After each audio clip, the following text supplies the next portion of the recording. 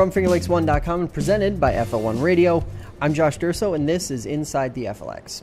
Our program today began when longtime Ontario County Sheriff Phil Povero announced that he would not seek another term this coming fall. Following that announcement, 3 candidates presented themselves to the public at large, and over the next several weeks, we're going to be sitting down with all of them to talk about their campaigns, issues, and things like that. Today, we're kicking things off with Mr. Kevin Henderson. He looks to expand on his 33-year career with the Sheriff's Office. Is that correct? 33 years? Actually, Josh, I just started my 34th year. 34th? In May. So, all right. So let's talk a little bit about the nitty-gritty here. Why are you running for sheriff? Well, like you just said, our current Sheriff, Phil Povero, being sheriff for 28 years, has decided to retire. I feel that with my 34 plus years of experience and as a deputy within the Sheriff's Department, I've worked for almost every division of the Sheriff's Office. I've been very involved with different components of the Sheriff's Department. I'm very active in Ontario County. I currently am one of the county coroners. I sit on many different boards and coalitions. And I feel that with me working at the Sheriff's Office currently, very active, as I said, at the Sheriff's Office, I have the knowledge, the skills, and the understanding for what the position as sheriff is really going to be. And I work a lot with Sheriff Phil Povero, and I feel that I do have the experience that is needed to be the sheriff. So I have to ask, 33 years is a long time to do any one career or profession. Obviously, you've probably seen a ton of change over that period. What are some of the things that you've seen change, and has any of that actually made you feel more interested in continuing with law enforcement? Because it seems as though the natural draw, at least from the outside, would be to get away from law enforcement as it has become a little more combative, a little more challenging on the day-to-day. But a lot of folks like you are saying, nope, we got to bear down and we got to stay involved. Right. Well, good point. Yeah, a lot of people said, geez, that's a great career. I feel, again, that when I started in 1984, I began as a part-time deputy, and I was assigned on the Marine unit. We had 6 part-time deputies at the time, and basically we would cover patrolling the waterways during the summer. We had 3 boats, smaller boats, and then I progressed my way up through my career as a sheriff's deputy. The biggest thing that I've obviously experienced over the course of my 30 plus years is technology. Technology really has made a difference in how we police, how we enforce the law. When we began back in '84, we had the penal law book, and if we needed to look up a law, we would open the book and flip through it and read the statute. And now we have computers in the car, they're called MDTs, which stands for mobile data terminals.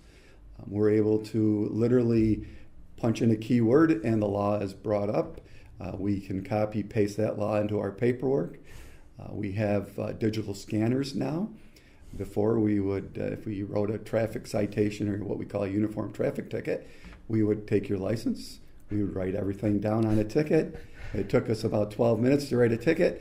Now we take your license, we bring it to the patrol car, we have portable scanners, we scan your license, and within a minute it inputs all the data on the information. We just put the particulars, we print the citation, walk back to the car, issue that citation, and you're on your way in less than 5 minutes. Mm-hmm. Technology is really driving law enforcement to where we are today. We do have some challenges that I think need to be addressed. Mm-hmm. We do have a 911 center, currently an enhanced 911 center, but we're looking to use technology in that regards in the future, and I believe this is where it's important that someone like me, having my boots on the ground in Ontario County with the Sheriff's Office for over, going on 34 years now, a little over 34 years, is the next generation technology for 911 services. Mm-hmm. Basically, what that is using live technology. A lot of folks have smartphones, and when an event happens, first thing happens, they're streaming live or taking a video of what's going on. I think we can embrace that technology, but we also need to be aware of technology beyond the next generation, which is pinpoint GPS technology. Like here today, we're in a fairly large building. If I was to call 911 right now in an emergency, the technology would give the officers a radius, literally maybe within a quarter of a mile where I am. Right. The pinpoint technology that's being looked at and developed would literally not only give them my coordinates literally where we are in the building, but it gives us, if we take that technology and embrace it, would literally show me in this studio on the third floor. That's pinpoint technology. And in EMS and law enforcement, seconds matter. And if we had that technology, I believe that would only enhance our ability to service those that are looking for emergency assistance. Now, you joked about the first thing people doing during an emergency or some sort of event is going live or posting some sort of video to social media, but I have to ask, how important are the face-to-face, hand-to-hand relationships with how digitally driven and social media driven everything is now, especially on the law enforcement side, on the day-to-day? Very important. The face-to-face contact is vital. We need to understand that, yes, the digital technology and the social media technology is advancing daily. It used to be, you might see an advancement every couple of months. New apps and everything are coming out on a daily basis. But that face-to-face contact is important. We know, again, when we respond to calls, we realize that people scrutinize, people look at things, how things are done. In my opinion, I'm not against that. I think that's a good thing. I think people with their technology, they're comfortable with it. And again, as it continues to advance, that's our world now. We have to be aware of that, and we have to embrace that technology. So let's talk about young people. Obviously, you're a big supporter of the school resource officer system, the concept. Yes. First, let's start off with why. Why do you think that is a really easy, simple method to building those relationships with the next generation? Well, currently, I am a school resource officer. I work over at the Manchester-Shortsville School District. I am a part-time deputy, so I'm a part-time school resource officer. But when the program really began, which was back in the early 2000s, the federal government were providing COPS grant, which is a community grant, to allow municipalities, law enforcement, police, sheriff, state police, to put deputies and officers in the school. I applied for that position back in 2004, was interviewed for the Mid-Lake School District, the Phelps-Clifton Springs School District, and was selected to be their full-time school resource officer. Going in the schools every day and having the relationship with our student body, with our staff, and with our parents is absolutely paramount. I truly believe having those relationships is, and having the deputies and officers in the schools is definitely a positive. It's a win-win for everyone. I retired full-time in 2008. I had just under 5 years as a school resource officer. And even today, 10 years later, if I'm somewhere, I run into a former student that I had as a resource officer. They're excited to see me. A lot of times I have made positive change with these students. Those that are struggling, that might not conform to the day-to-day aspect of the school system, or we're getting in trouble, I would work out a rapport with them, build the trust with them, guide them, and work with their families and work with the school administration to get them on track to make sure they graduate from school with hopefully a diploma, if not we line them up for an GED, excuse me. Mm-hmm. So they're productive, and Yeah. a lot of times that was successful. I do the same now at the Red Jacket School District. Now, my question is to that, because one of the things that we hear a lot now is about school safety inside of schools. How important do you think it is to not necessarily worry about the age of the student as far as when they're being exposed to law enforcement, but rather getting them used to seeing it at kindergarten, first grade, second grade, rather than just sort of throwing it at them in middle school or high school, where some of those more catastrophic events could occur? Yeah. So what I do, like here's on a given day, I'm there in the morning. I try to arrive before the kids come into the school, so I'm visible. I might be seen in the hallways in the foyer when the kids come through the doors. Mm-hmm. I'll be out in the bus circle.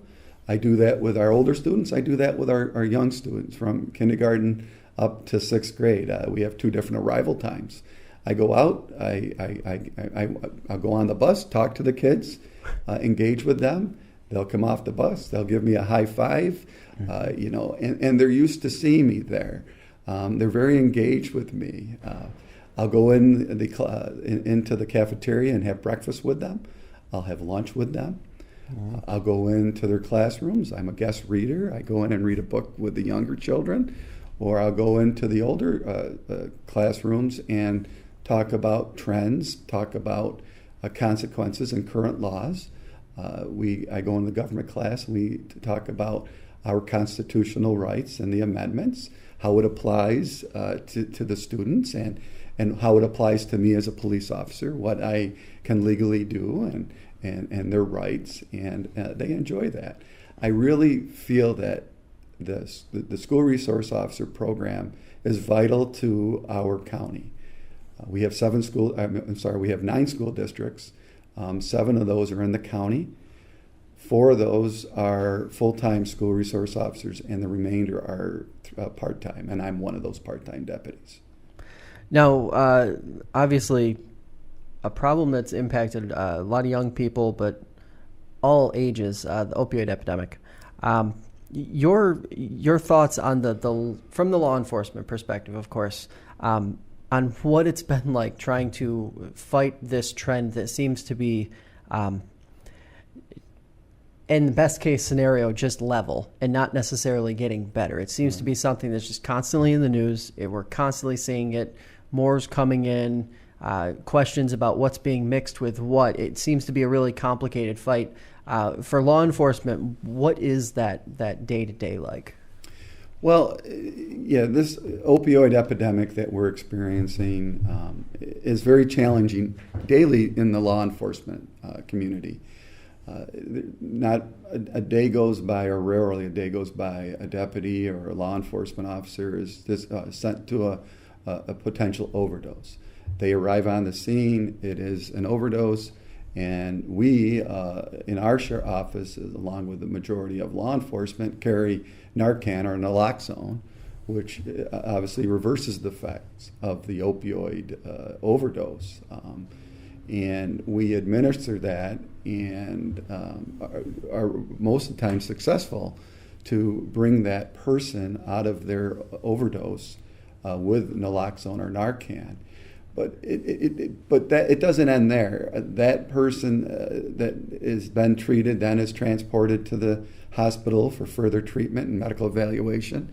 Our deputies go to the hospital and do a follow-up and make sure that we get the pertinent information for our incident report that we're required to do.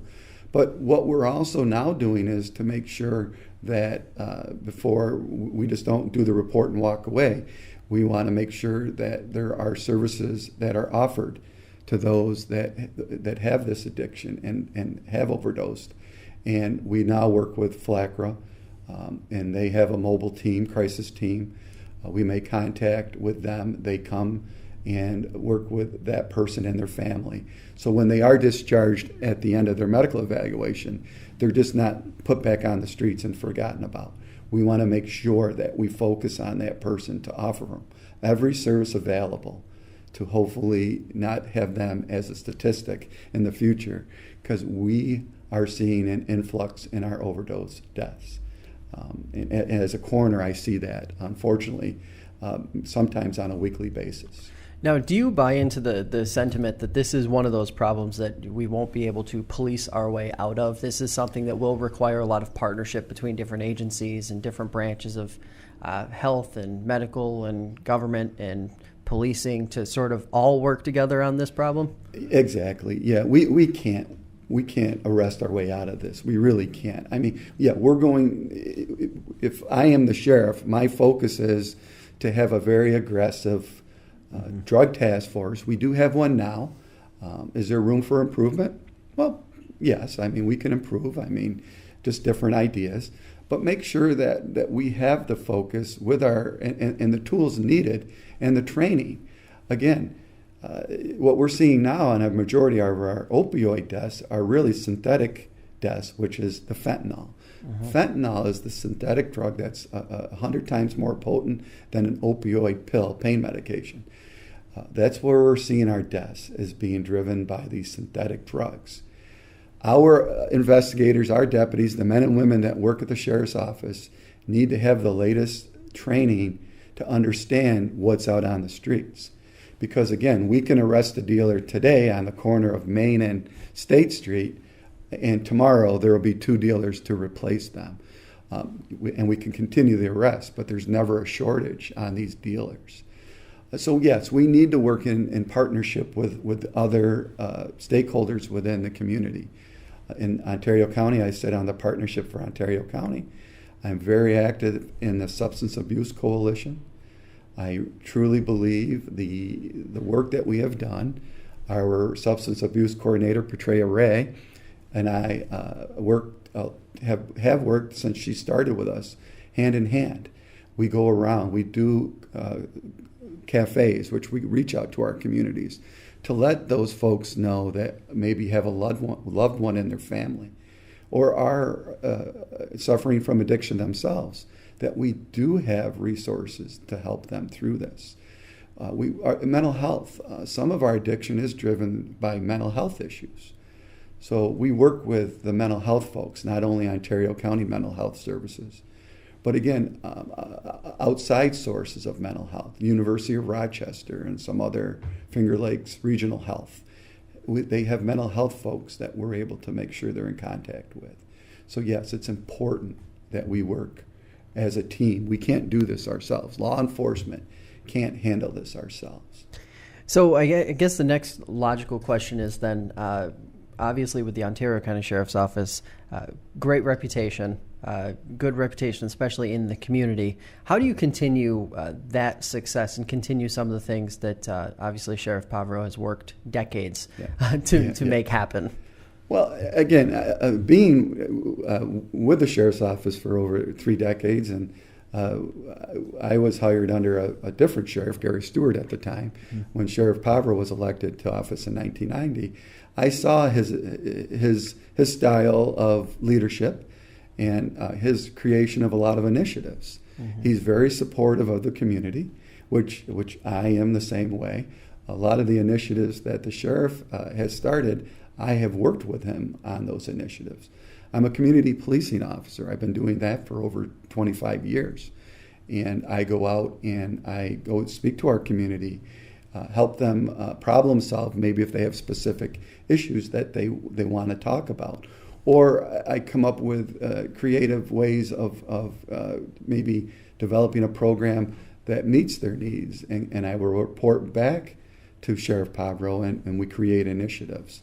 I feel that I have the ability and the focus to do the position of sheriff, and I will continue to make sure that we are a law enforcement agency that looks at with respect, and our men and women that work there have pride in doing what they do, because we have the best men and women that we can have in law enforcement working in our department. So one thing you would or you will plan to maintain if elected from the Povero administration, and one thing you might like to see done differently, or something you might like to change, just as a couple of issues? Well, I like the approach that Sheriff Povero has with our seniors. Ontario County, especially in the Canandaigua area and surrounding area, we're getting a lot of our senior community is moving to that area. They like the fact that the hospital is close by. You know, if they need to go to a medical appointment or if they have a medical emergency, and the sheriff has really made sure that Sheriff Povero, that is, has really made sure that he focuses on our seniors. He does the SALT Council, senior-in-law men together. He goes out throughout the community or has deputies, one being myself. We go out and speak with our seniors. I truly believe our seniors are prey in regards to their victims, especially in financial losses. They may get a phone call or a letter stating that they're one of the scams are your grandson was arrested and they need $500 to get them out of jail. Well, the folks get this information, again, social media and technology. It's used for us in law enforcement for enforcement, but it's also used by those that want to prey and be and to victimize those folks, which are primarily our seniors. So I want to make sure that we continue to have the focus that we have with our seniors and keep them up to date on the scams and the dishonest people that are trying to take their money. What can we improve on? There's probably a couple of improvements. I think we need to focus on, as our county continues to growth, we see an influx in our aggressive driving. We get a lot of calls daily on those that are using excessive speed or being aggressive drivers. I would like to form a traffic enforcement unit and make sure that we address those needs.